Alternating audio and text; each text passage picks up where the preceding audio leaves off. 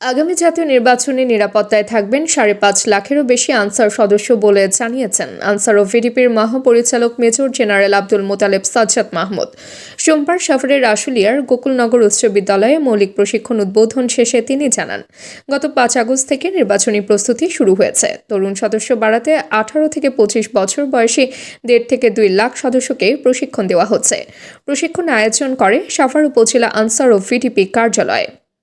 যেটা ৫.৫ লাখেরও বেশি লোক থাকবে। এখনো আপনারা জানেন যে ভোট কেন্দ্রের সংখ্যা সুনির্দিষ্ট হয় নাই, কারণ রাষ্ট্রের এখনো তো অনেকগুলো আয়োজনের ক্ষেত্রে এখনো আমরা তফসিল পাওয়ার পরে যখন সুনির্দিষ্ট হবে, তফসিলে সুনির্দিষ্টভাবে বলা হবে, তখন সেটার ভিত্তিতে আমাদের চূড়ান্ত। বাট ৫.৫ লাখের উপরে আপাতত যে ভোট কেন্দ্র আছে সেটা ৫.৫ লাখের উপরে আমাদের মোটামুটি সারা দেশে। নির্বাচনের প্রস্তুতির ব্যাপারে অনেকবার বলা হয়েছে যে আমাদের প্রস্তুতি অ্যাকচুয়ালি এখনকার না, উই স্টার্টেড আফটার মানে অগাস্ট লাস্ট ইয়ার, মানে গত বছরের অভ্যুদয়ের পর থেকে আমাদের প্রস্তুতি শুরু হয়েছে। কারণ আমাদেরকে নতুন করে সংস্কারের মাধ্যমে পুরো বাহিনীকে পুনর্গঠন করে, পুরো বাহিনীর যারা সদস্য আছে তাদেরকে ওভারহোলিং করে, এই যে নতুন নতুন ইয়াংদেরকে, আগে তো ইয়াংরা ছিল না।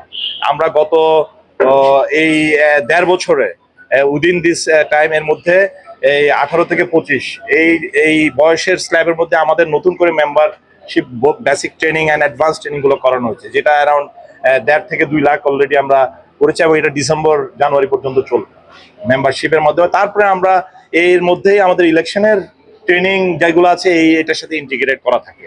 স্যার আমরা এর আগে তাবাসসুম হকানিকা, দৈনিক আজকের বাংলা। দৈনিক আজকের বাংলা .net